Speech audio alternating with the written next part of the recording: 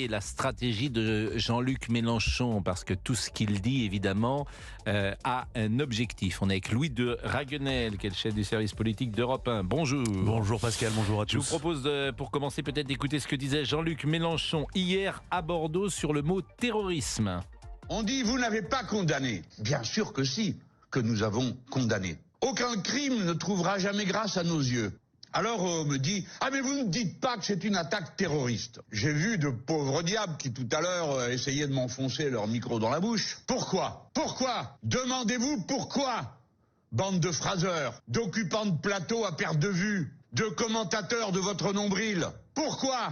Parce que si nous acceptions de caractériser comme terroriste une action de guerre, nous la soustrayons au droit international. Les deux seules organisations qui ont été montrées par l'ONU comme organisations terroristes sont Al-Qaïda et Daesh. Point final. Alors, par l'ONU peut-être, mais par les organisations européennes, il y a d'autres organisations qui sont montrées comme terroristes, et notamment le Hamas. Alors c'est intéressant, parce que, première remarque, c'est totalement faux en fait. L'ONU caractérise 90 organisations terroristes dans le monde, donc il n'y a pas que 2 organisations terroristes. Deuxièmement, la France considère le Hamas comme une organisation terroriste. D'autres pays, beaucoup de pays occidentaux, les États-Unis notamment aussi, considèrent le Hamas comme une organisation terroriste. Mais ensuite, ce qui est très intéressant, en fait, tout est dans les mots, c'est ça qui est intéressant chez Jean-Luc Mélenchon, c'est une guerre de sémantique qui correspond à des réalités très concrètes, parce que Jean-Luc Mélenchon ne veut pas qu'on puisse mettre sur le même pied d'égalité le Hamas, Al-Qaïda et Daesh. Pourquoi ? Parce qu'il considère en fait que le Hamas est une armée conventionnelle comme une autre et se bat contre une autre armée qui s'appelle Tsahal. Et donc il n'y a pas de raison de dire que le Hamas est plus terroriste que Tsahal. 2 ou 3 réactions avant d'écouter les auditeurs, et notamment Sandrine. Je vous propose d'écouter Richard Malka, qui est avocat et auteur de traités sur l'intolérance. LFI est le tombeau de la gauche. Mélenchon est le déshonneur. On ne peut pas se prétendre de gauche quand on n'est pas attaché à la vie humaine, à l'humanisme, à une analyse raisonnée des choses. On ne peut plus ne pas voir que ce parti est un parti immoral. Avec ces gens-là, qui se prétendent de gauche, mais qui ne sont en réalité que des populistes de la pire espèce, c'est une honte. Mais ils ne pourront plus jamais donner de leçons de morale à qui que ce soit. Le mot moral devrait leur être interdit. Richard Malka, avocat et auteur de traités sur l'intolérance. Il était ce matin l'invité de Dimitri Pavlenko sur Europe 1. Je pense que vous pouvez réécouter d'ailleurs l'interview en longueur de Richard Malka. Comme toujours, et je pense que vous le connaissez, c'est un esprit remarquable, particulièrement intelligent et brillant. Et ce qu'il disait était très intéressant à écouter. Thibault de Montbrial, avocat et président du Centre de réflexion sur la sécurité intérieure. Il était également l'invité d'Europe 1 ce matin, de Sonia Mabrouk, également sur CNews.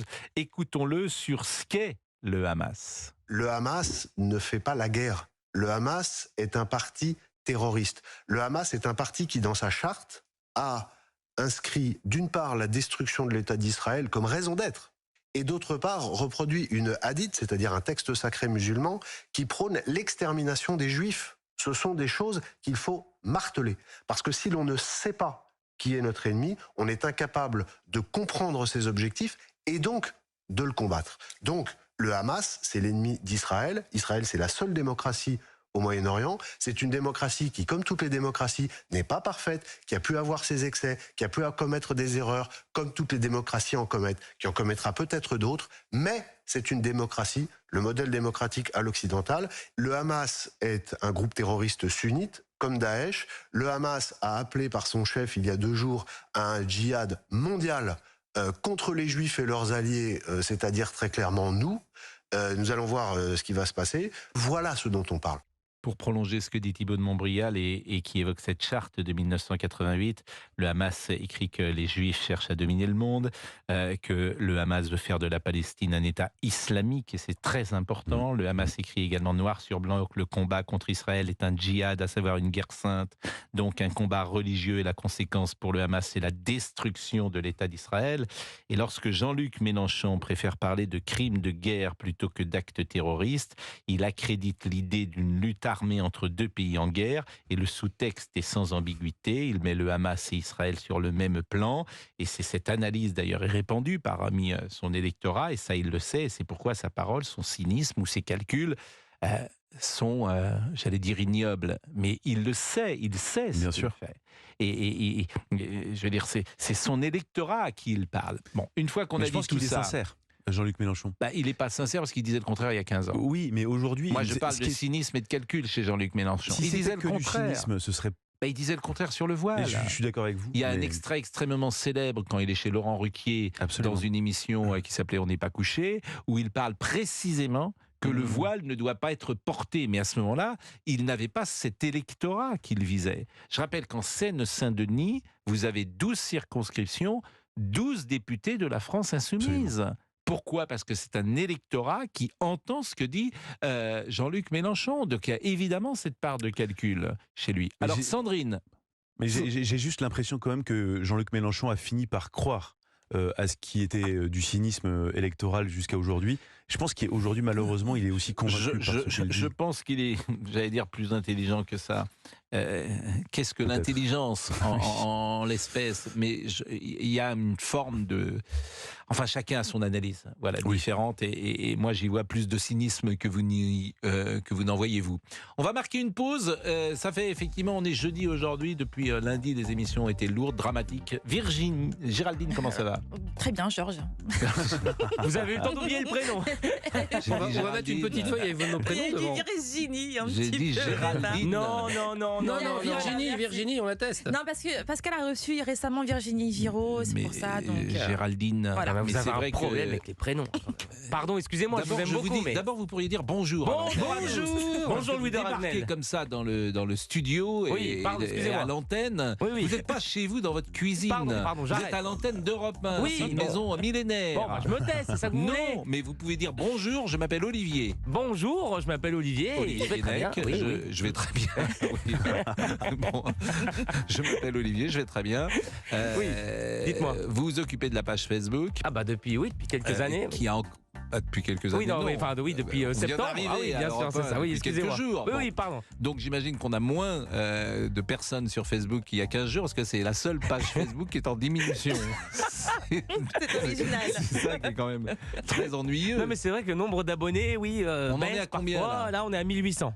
Mais Oui, c'est- bon, enfin, pas mal, hein. Mais non, mais ça n'augmente cartonne. pas surtout. Si, si, Mais non, attendez. est-ce que vous pourriez faire du porte-à-porte? Ah bah avec grand plaisir. Avec Est-ce des que vous tracts. pourriez faire un peu de ce qu'on appelle de la prospection? Ah oui, bah avec grand plaisir. Comme Ah on oui. faisait dans le temps les commerciaux. Il y a peut-être des commerciaux qui nous écoutent, qui sont sur la route. Jadis, le commercial faisait de la prospection. De la prospection et de l'introspection. Non, c'est ça, oui. Non, c'est Non, pas ça. la prospection, c'est les psychanalystes qui font de la prospection. Mais la prospection, ça c'était un terme qu'on utilisait pour les VRP, les multicartes, les Très bien. commerciaux. Merci. Ah oui, c'est top. Bah, je vais en Pourquoi vous faire. dites merci? Je sais pas. Je Bon, sais bah, pas. voilà. Oui, quand Bonjour, je m'appelle Olivier, cherche des auditeurs. Voilà, donc je salue également l'ami Fabrice Lafitte. Fabrice Lafitte, dit Bonjour. DJ Fab. Et puis, je sais qu'il nous écoute là où il est. Et c'est à lui que je pense en ces instants particuliers. Attention, non, ne dites rien. On met la musique directe. Il nous écoute. C'est parti.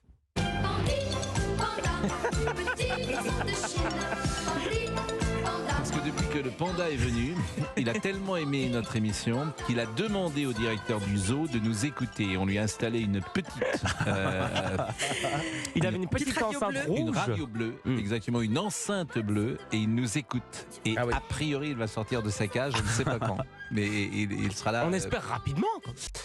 Nous sommes avec Sandrine, Bonjour Pascal. et merci d'être avec nous. Vous êtes la première auditrice. Sandrine, votre sentiment sur la stratégie Mélenchon, et est-ce que vous y voyez le calcul et le cynisme, ou est-ce qu'au contraire, vous pensez qu'il est parfaitement sincère et authentique dans sa démarche? Alors d'abord, avant toute chose, je voudrais exprimer toute ma compassion, à la fois ma colère, ma révolte sur ce drame, sur cette deuxième Shoah, parce qu'on ne va pas se voiler la face. Quand on extermine les gens, il n'y a pas d'autre mot, c'est un retour du nazisme. Alors, Ça, c'est une pardonnez-moi, première faut que chose. vous arrêtiez de bouger, me dit Olivier, parce que la liaison n'est pas extraordinaire. Je ne bouge pas, mais- Et le mot Shoah, c'est vrai que je suis oui. toujours ennuyé parce qu'il correspond à une période très précise, 6 millions de juifs qui ont été tués, exterminés d'ailleurs, exterminés. Oui, dans les camps parce de que- la mort. Et, C'est vrai. donc, Mais quand c'est- je suis d'accord, Pascal, mais quand des terroristes rentrent dans un kibbutz, qu'ils éventrent des femmes enceintes, qu'ils décapitent des bébés, moi, pardon, mais j'ai pas d'autre mot. Donc voilà, en tout cas, je leur exprime ma compassion. Je peux rien faire et je suis révoltée, triste, malheureuse qu'en 2023 on puisse vivre de telles horreurs.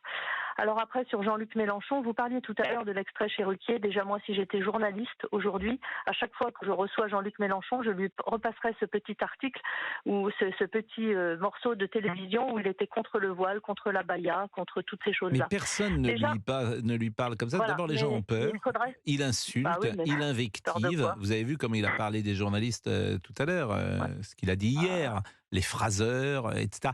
Donc les journalistes se couchent parfois devant lui, alors qu'il faudrait l'interroger effectivement en lui proposant ce qu'il a dit il y a quelques années. Exactement. Alors ensuite, sur la stratégie. Déjà, il y a un vrai problème en France. Si vous et moi, nous disons un propos, nous tenons un propos antisémite. L'antisémitisme n'est pas un droit d'expression, une liberté d'expression, c'est un délit.